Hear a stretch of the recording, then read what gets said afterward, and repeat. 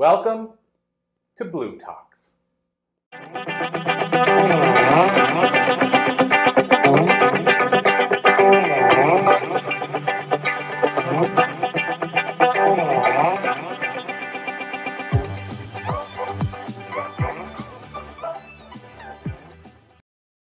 All right, so we're back again. Bonnie, I guess where I'm going to jump in, I'm going to kind of go a different direction. Sometimes I do this, but I'm going to go in a direction more so to see, can you tell us a little bit about yourself to kick things off? Just for those that may not know you, but also like, and I'll say a Reader's Digest version, but can you just kind of tell us just a little bit about your work and who you are? Yeah, so I work with people helping them to redevelop a healthy relationship with themselves and the quality of their life. I feel that there's too much shame around having a human experience and our journey, and so I really help people be able to work through the shame and really have a conscious relationship with who they are and a life experience versus a right or wrong or having to be somebody to something else versus becoming who you are. So I like that, and I'll add, I like how you said, doesn't have to be what somebody else needs it to be, because one of the things we were talking about last night and one of the conversations we had was about, for me, I think sometimes we see when people are having a conversation and both are fighting over who's right, I think sometimes what would make that conversation easier if sometimes we made it clear, this is what I believe, but not necessarily this is what's right, because I see people battling all the time over, no, this is right, no, this is right. But I always often think of, well, if you feel that could possibly be right, isn't it possible that this might be right? So in other words, this is what I believe, and it's okay if you believe something different. I think if we were able to come into things with that perspective, our conversations would go a lot further. So it would be helpful to learn that we see the experience, we have the experience of life through the story we tell ourselves, and that's why there is so many perspective available, but we're not taught to communicate that way. We're not taught to learn that person's language and view and story and learn the universe of that person. We're taught to debate right or wrong, good or bad. And so I think that that's what really creates a lot of the internal suffering and confusion around who am I supposed to be and all the expectations in that. So your mom, your dad, your sister, your brother, your wife, you're all those titles. And then there's all these expectations of those titles. And then it's like, where am I allowed to be me? And how do I find me when I remove these expectations? So I think when we're having conversations with people, it would be really beneficial if you could just like step back and become curious about their world versus believing your world is the only one. So I love that, and I'll add to that. So it's interesting, the different perspectives in terms of us being able to, like you said, be able to see that it's maybe through somebody else's lens. And so one of the things my girlfriend often says, which I like, is she said, don't try to ask why they're that way, ask how they got that way. Yeah. Like, don't try to say this person's like that or what have you. How did they get that way? Like, why did that happen? Meaning, what's the backstory? Yes. Like, what triggered that? What made them go in that direction? Instead of judging somebody, like you said, maybe figure out they're seeing it through a certain lens and there's probably a reason. Just as a side note, she put a post up yesterday and she said, hurt people, and healed people, heal people. And I think that's so true, right? But I mean, we forget sometimes that when somebody's hurting somebody, a lot of times it's because they were hurt. Mm-hmm. Like we have, not to go into a tangent, but we have our 6-year-old now who's being bullied at school. And we know, because we know, it's a smaller town, we know that the girl doing it was bullied. We know that she had some stuff going on in her home life. Like there's other variables. She didn't just say, I'm going to pick on this kid for the fun of it. Like there's stuff that was happening. And so it's easier not to blame her and say it's all her when you realize she has her own crap that she's dealing with that got her there. So anyway, I think that's sometimes we forget that there's a person in there that went through stuff that we might not understand. Yeah. Would you agree with that? 100%. Yeah, like you're on the coaching side, so I go in this direction because when you're coaching people, I mean, and you can correct me if I'm wrong, but on a coaching side of things, you have to listen, you have to maybe pull out, why it's that way, try to help heal stuff. Depends on the type of coach you're working with people. Depends on the type of coaching, but I assume some of the stuff is blocks that they have because they're from their conditioning. So is that a big part of helping people when you work with coaches and help them break through? Is what's holding them back from breaking through? That might be a conditioned thing? Yeah, so helping them, so part of the work that I do is intuitive. So I can kind of get a feel for like an age range, and believe it or not, however you might feel about it, but I could go back to an age and I can see experiences as though I'm having them without actually visually having them. So they're almost just sensing it. And so maybe they seen mom saying yes to a marriage, and they knew that mom was really upset about this, didn't want to do it, but felt it was the only way that she could make it work for her and her child. And so she agreed to this marriage. The child seeing mom unhappy, and now this child that's an adult is like, I don't know why I have such a hard time with relationships and why I'm so passionate about women needing to be so independent. Well, that's her passion, and now she's having a hard time with relationship, but now she's also having a hard time because she's taking the experience, it's almost like revenge, if you will, that just continues along, but she's continuously harboring the idea of that role that she needed to play for her mom, that she couldn't get through because she was young. Right? I couldn't communicate this to her, so now I'm going to communicate it loud, but now I'm also going to have challenges with my relationships, and I'm going to empower women to be independent, while secretly I've got these issues where I'm having a hard time trusting, right?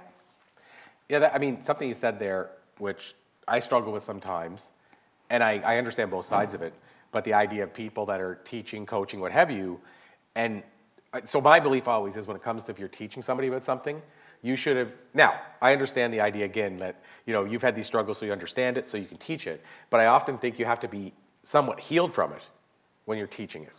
To be, like if you're a speaker going on a stage, I usually say you have to at least gone through some of it. Like, don't get up to talk about divorce if it started 2 days ago and you're mad, real mad. Like, I think you have to have gone through it to teach from that perspective.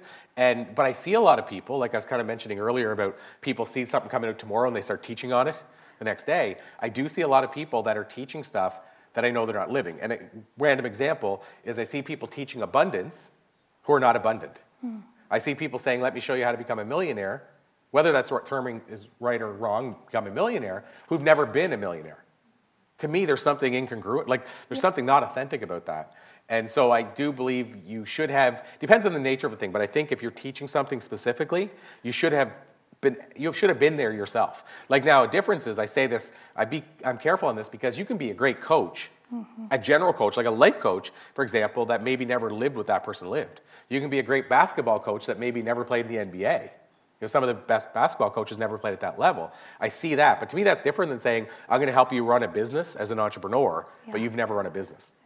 So I don't know your thoughts on all that. So I tend to work with women who've hit a plateau in their growth, whether it be their personal or professional life. So the specific example was a woman that I was working with, and she had indeed hit a plateau in her work. And it was the breakthrough that needed to happen was the realization that she was still holding on to the resentment and anger of that situation, the role that she was forced to play, and the experience she had as a child as a result of her mother being so unhappy, right? So once she was able to identify the role that she took on and then able to, as an adult, look at it differently, her business began to flow with greater ease.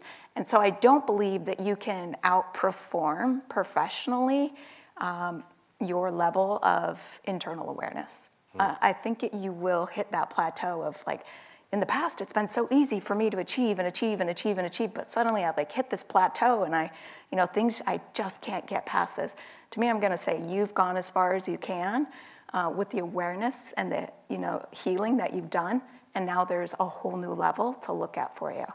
And so I tend to work with those people who've hit the plateau and they need to have the breakthroughs in their personal and professional life by doing that deeper inner work in their personal life. So when you say that, I think about the idea of progress, and So I'm going to ask you a question, your thoughts on this, but just for some context, in the latest book that I'm working on, one of the quotes I put in there, and it's not my quote, but I've heard it many times, which is, in my opinion, perfection is the enemy of progress. And so what I mean by that, and I've had people, like, well, I have somebody in my mastermind. I won't go into too much detail because don't want anybody to know who it is, but the person has written a book, which I think is probably a brilliant book, but they will not let it go. So, been telling us in our group for 3 years, the book's coming out soon, it's almost done. I've had an editor go through it, but like every stage is like, this book has to have been done by now, but they won't let it go, and I think it's a perfection thing. And so what I say to the person every now and then, just to give them a little push, is my book that's in the world, that's impacting lives, which may be a decent to okay book, is actually doing more than your perfect book that nobody ever reads. And I believe that to be true. And especially in the world of books now, because we can put a book out, not 100% perfect, and still make a change. We're in print on demand. Even if we're with a traditional publisher, it's a little slower for them to make that change quickly. But if you're self-published, you can put the book out, get it out, change lives, and if somebody says you need to change this or you see something's wrong, you can change that in a dime. So to me, it would make more sense to get it out impacting lives. That's a long tangent to say, what's your thought about, because you probably work with people that are perfectionists, and they could be changing the world, but they're still stuck on saying, but it's just not the right time yet.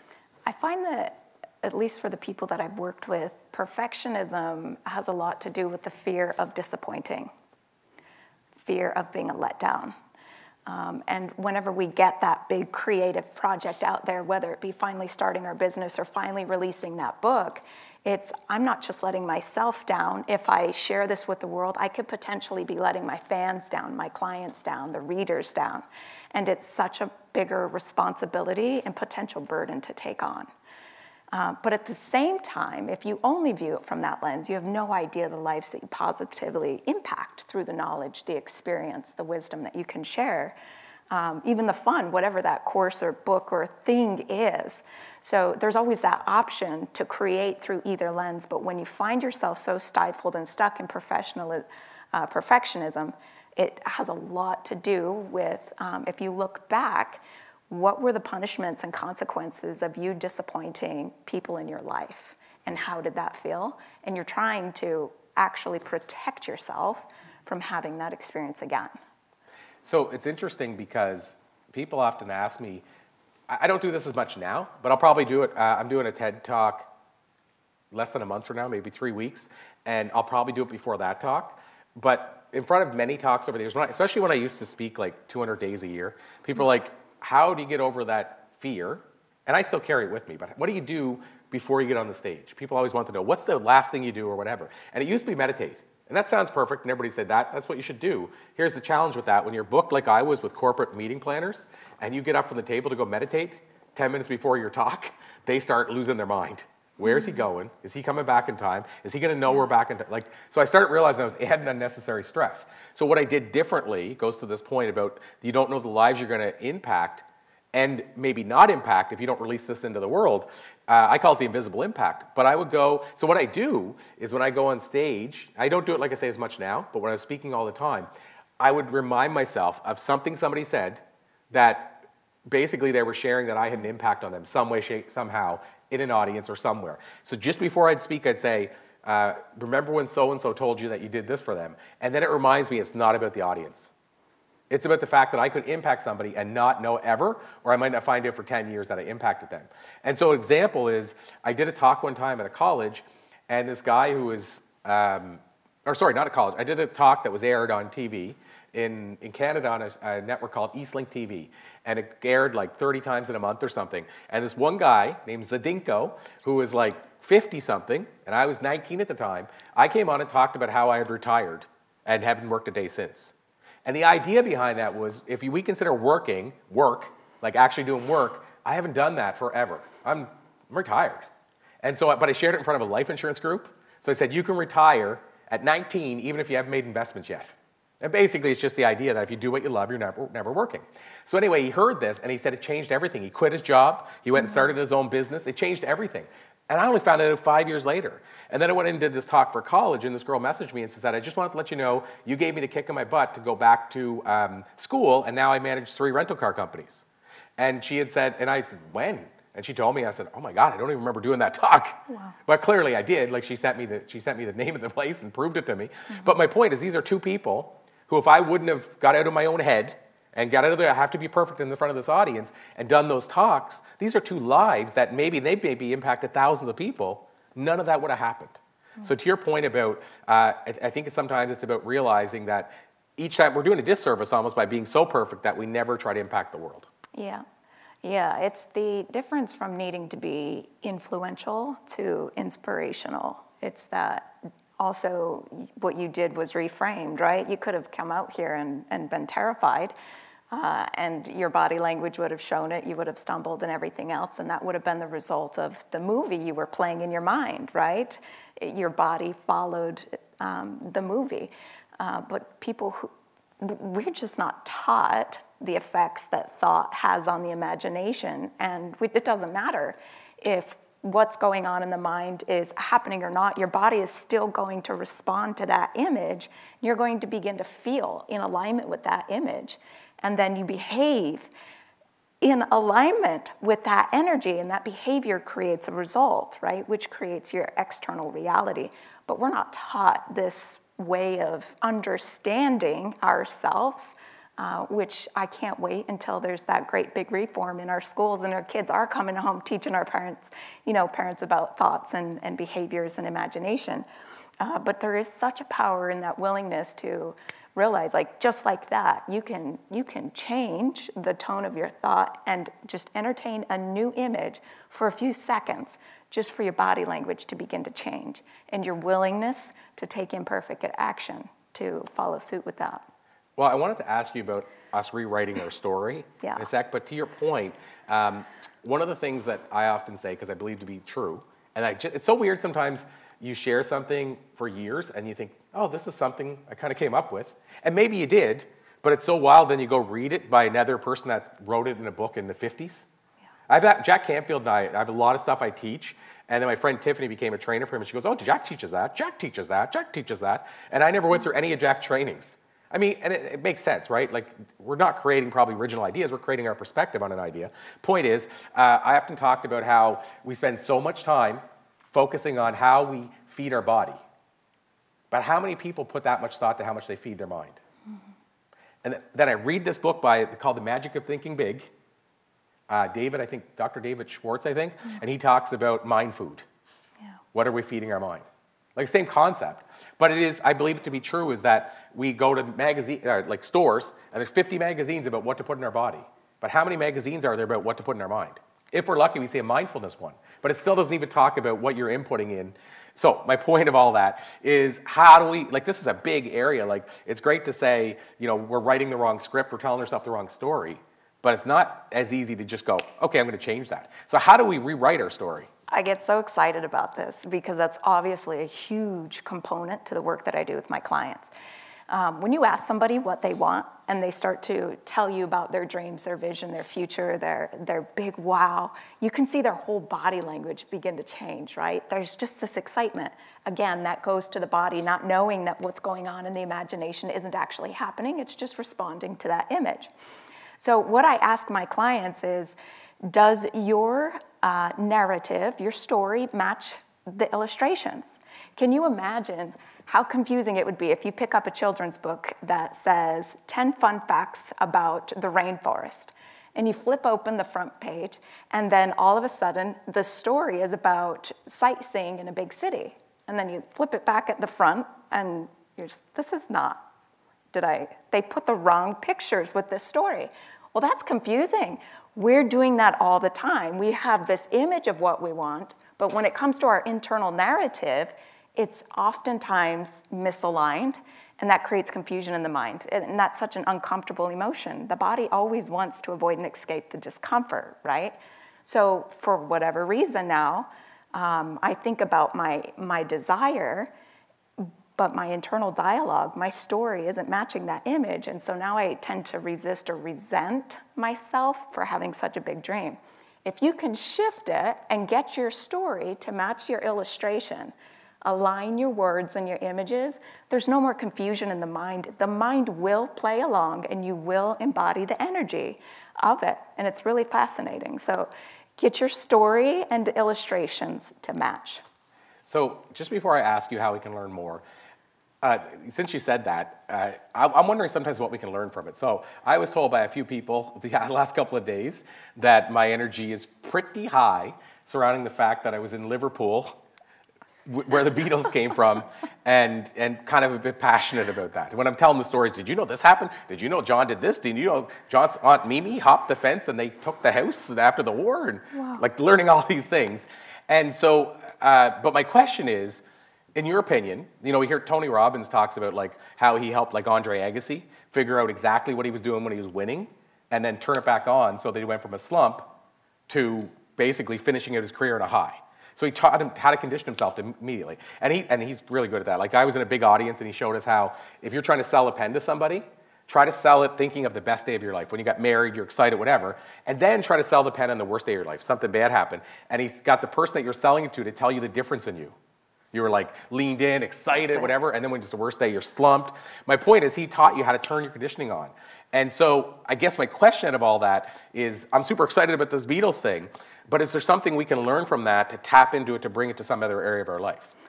Yeah, wherever you feel the most incompetent, where you feel the most vulnerable, where you feel the weakest, going into that space and just practice that mental rehearsal. I tell my clients, borrow the energy of your best day when you're feeling the best. Borrow the energy of your favorite conversation. And you can do that just by imagining it, remembering it. The body will go into alignment with the memory, with the images, and then shift your conversation, but keep that energy language. Keep yourself in merged as that version of you. So I'll say the power of that after I heard Tony Robbins say it. Like I was in sales at the time, and I went to a big Learning Annex conference, if you guys have heard of those, but it's like a big real estate conference, and it was mostly real estate people there, and it was in Boston, and I went there, and he taught, like, said, sell the pen on the best day, the worst day. So, of course, it occurred to me when I was flying back home, when I'm going through the door to make sales, often I'm thinking, oh, great, here we go. Another cold call. What's this? And I'm thinking all this negative energy is going to happen. So I said, what if I were to think of, and I forget what it was at the time I used as the best day ever, but I thought about what about if I, just before I walked through the door, I think best day ever.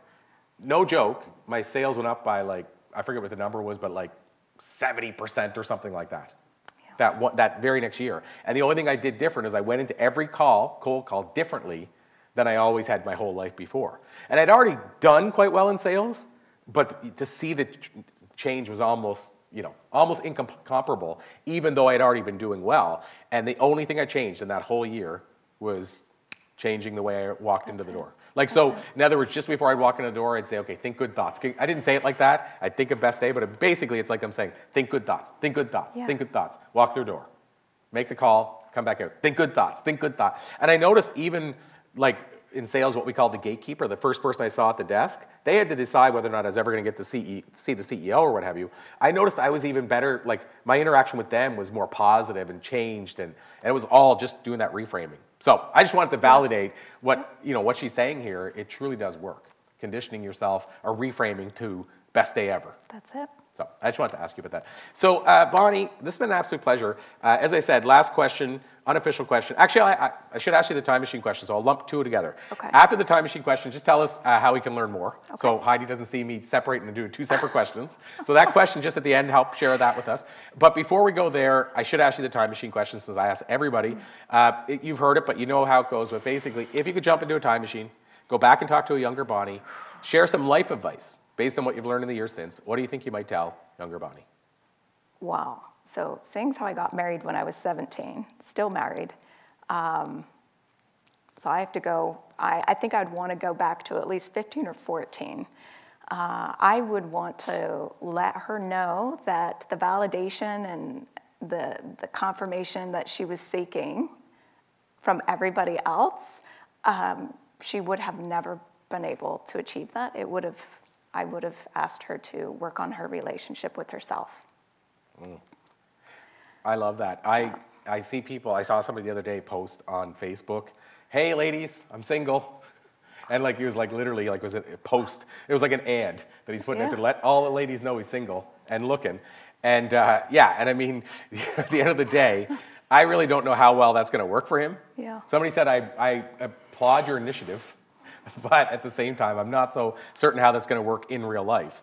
But yeah, I mean, so, you know, when I say that, like, it's like, you know, there's a certain way you can put that out there. Sure. And there's a certain energy behind that. And I mean, we could go into what that screams to probably ladies, the single ladies that see that post, but to each their own. But yeah, so I just totally get it. So, like I said, the other thing is, how can we learn more? Like, if people want to find you, connect with you, all that kind of good stuff. Yeah, so I'm on Facebook and Instagram, The Freely Me Journey, or you can go to thefreelymejourney.com or bonniesurie.com. Awesome. Well, thanks so much, Bonnie. Thank you guys again for listening and joining us. Until next time, to be continued. Yes. Awesome. Thank you. Thank you.